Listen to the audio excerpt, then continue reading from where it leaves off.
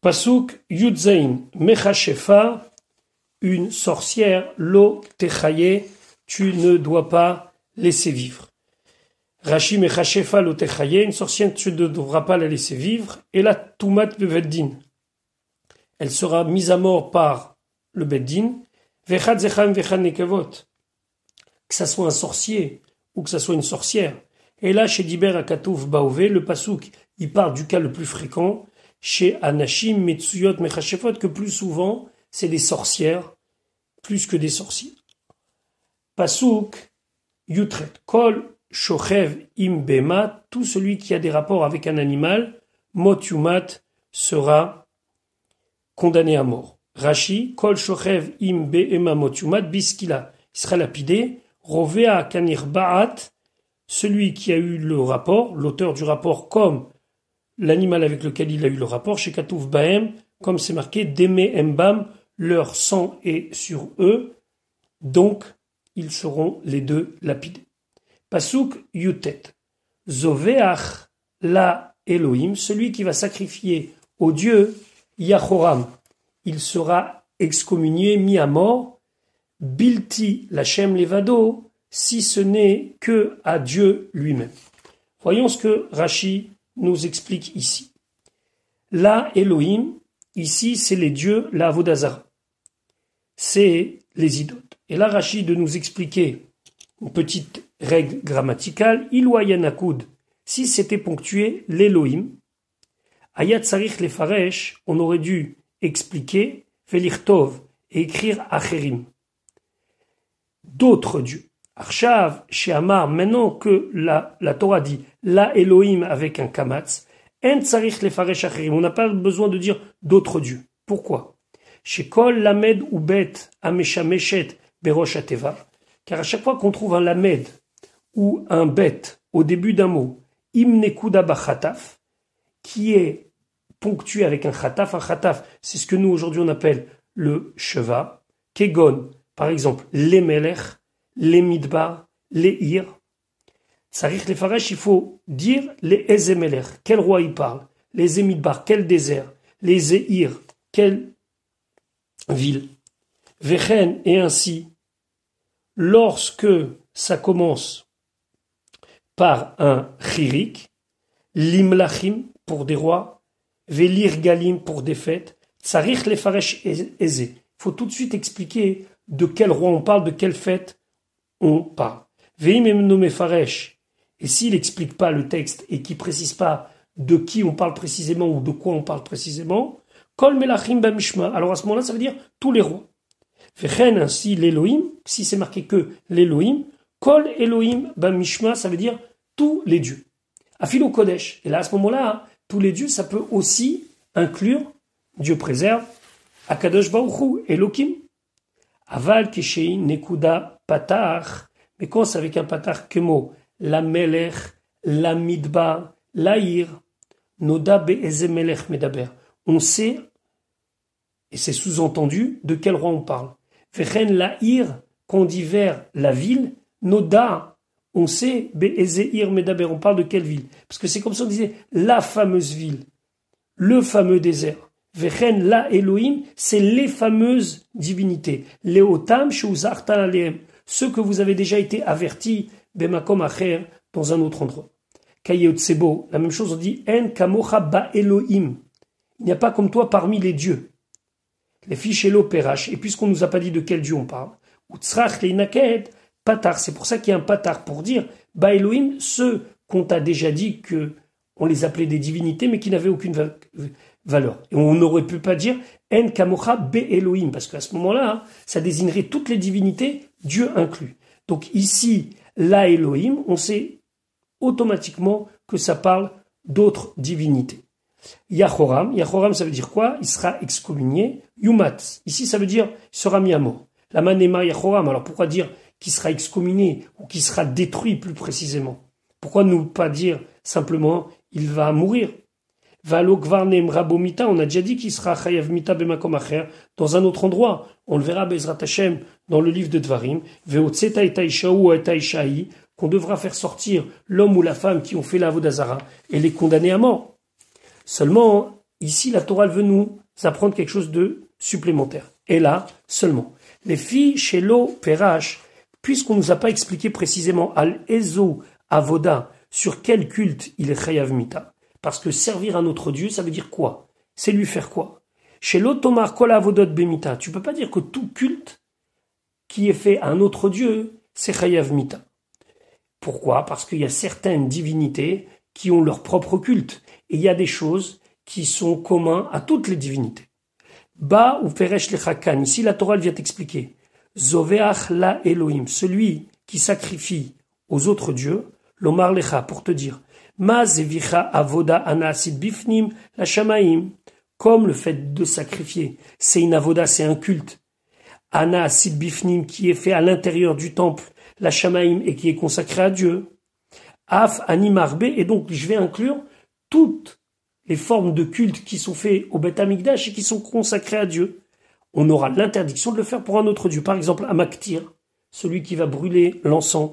À Ménasser, celui qui fera des libations, c'est-à-dire verser des liquides sur l'autel. Shem Avodat Bifnim, que ce sont des formes de culte qui sont faites au Beth Amikdash.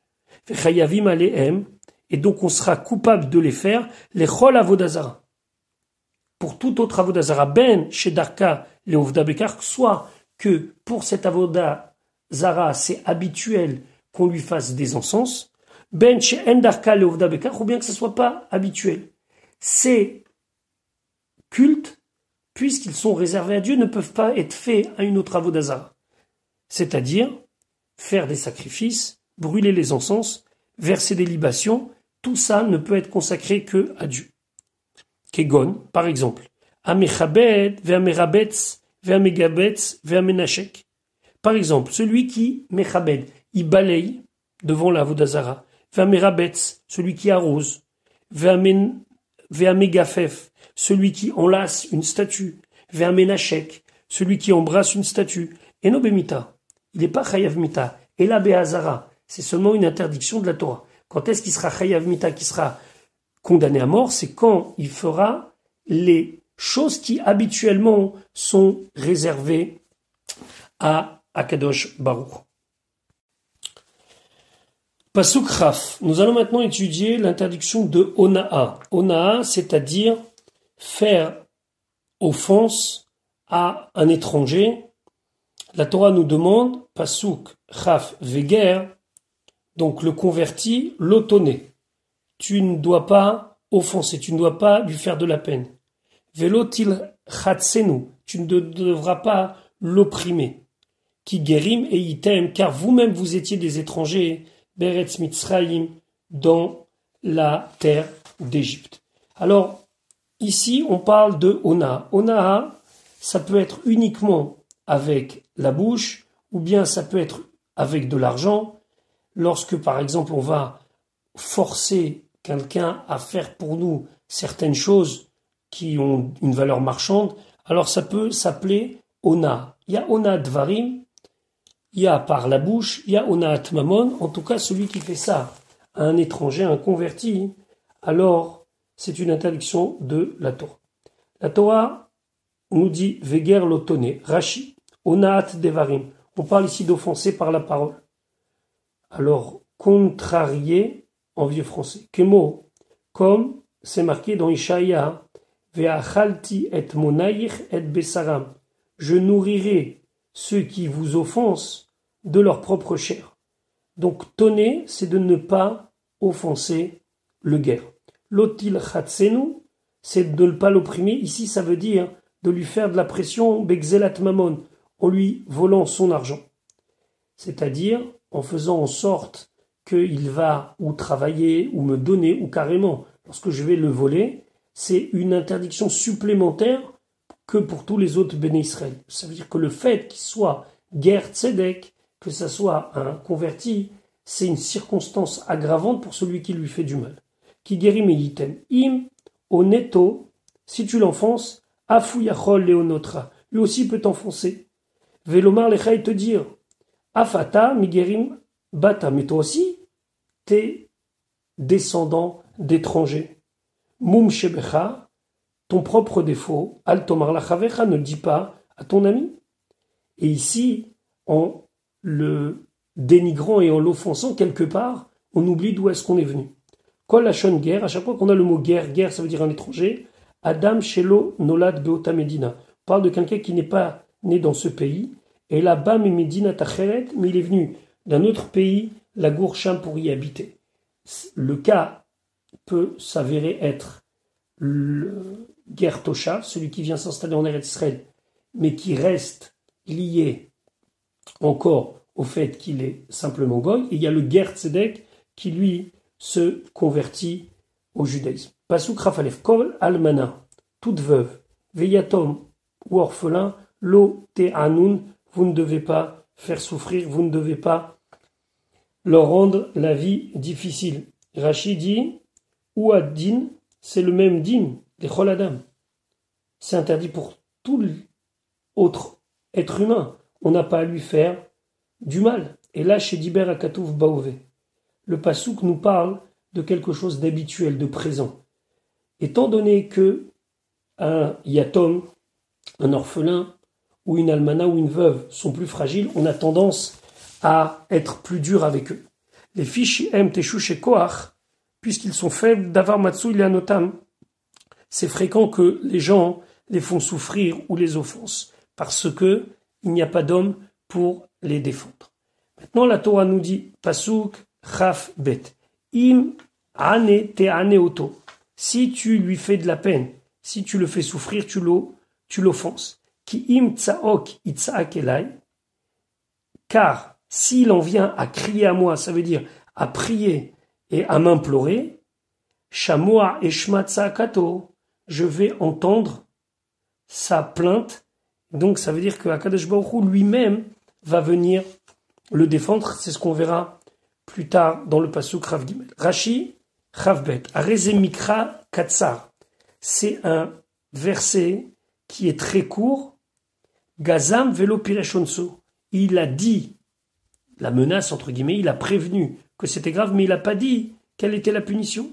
Comment, par exemple, Kolore Caïn, quiconque tuera Caïn, on nous menace, Gazam, velo pireshonso, mais on ne dit pas quelle est la punition de celui qui va tuer Caïn. La même chose ici, on nous dit de ne pas faire de mal à un orphelin, de ne pas l'offenser, mais on ne nous dit pas qu'est-ce qui va nous arriver. Afkan, même ici, im aneta aneoto, si tu l'offenses, la shon gizoum, c'est une menace. Klomar, c'est-à-dire sofra litol et chelcha. Finalement, tu vas recevoir ce que tu mérites. Lama, pourquoi? Ki im tsaokitsakelai, car quand il va crier à moi, alors moi, je vais m'occuper de ton cas. Le Rambam d'expliquer, la raison est simple. Nachmanide nous dit, cet enfant, ce yatom, cet orphelin, cette almana, cette femme, elle n'a plus de protection sur cette terre. Donc elle crie, elle s'en remet au Créateur. Alors Akadosh Baruch Hu, lui, va venir et directement s'occuper de la personne qui aura fait du mal à l'orphelin et à la veuve. Pasuk Rav Gimel, Vechara api, et ma colère s'enflammera. Verak tietrem, et je vais vous tuer. Becharev, par l'épée. Ve'ayun eshechem almanot, et vos femmes seront veuves. Ou venechem yetomim, et vos enfants seront orphelins. Rachid expliquait, Ve'ayun eshechem almanot, mimashma shenemar, comme c'est marqué Varak tietrem, je vous tuerai. Eni yodea sheneshechem almanot, ou venechem yetomim, je ne sais pas que automatiquement leurs femmes deviendront veuves et leurs enfants orphelins. Et la rezuklarala acheret. Ici, c'est une autre malédiction, une autre punition. Que la personne qui a offensé va mourir et laisser une veuve et un orphelin, c'est une chose. Mais il y a après d'autres conséquences. Sheyu hanashim tserurot kealmainot chayot. Que les femmes, elles seront enchaînées comme des veuves vivantes. Shelo yuidim limitat balehem. Qu'il n'y aura pas de témoin pour venir stipuler que le mari est mort. Vetiyena asurot leinase. Et finalement, elles seront interdites de se remarier parce que elles seront veuves par le fait que l'homme a disparu, mais halachiquement parlant, elles ne seront pas veuves parce qu'on ne pourra pas témoigner de cette disparition. Shelo yanichum beddin les red les nirseaviem, pardon, ve'abanim yu yetomim, et les enfants seront orphelins, c'est-à-dire Shelo Yanichum Beddin Lired Lenirse Aviem, que le Beddin ne va pas accepter qu'ils prennent possession des biens de leur père. Les fiches En Yodim Immetu Imnishbo, car on ne sait pas si le père a disparu, il est captif ou il est mort. Donc finalement, le mal que le père a fait va avoir des conséquences immédiates puisqu'il va mourir et donc sa femme sera veuve et son fils sera orphelin, mais ils n'auront pas véritablement ce statut pour lui permettre de se remarier ou pour leur permettre de toucher l'héritage de leur père. Ils seront toute leur vie liés à cet homme qui a disparu sans laisser de trace entre guillemets, et donc ce sera la punition au fait que lui a offensé ceux qui n'avaient pas de protecteur. Akadosh Baruch Hu lui-même est venu et les a protégés.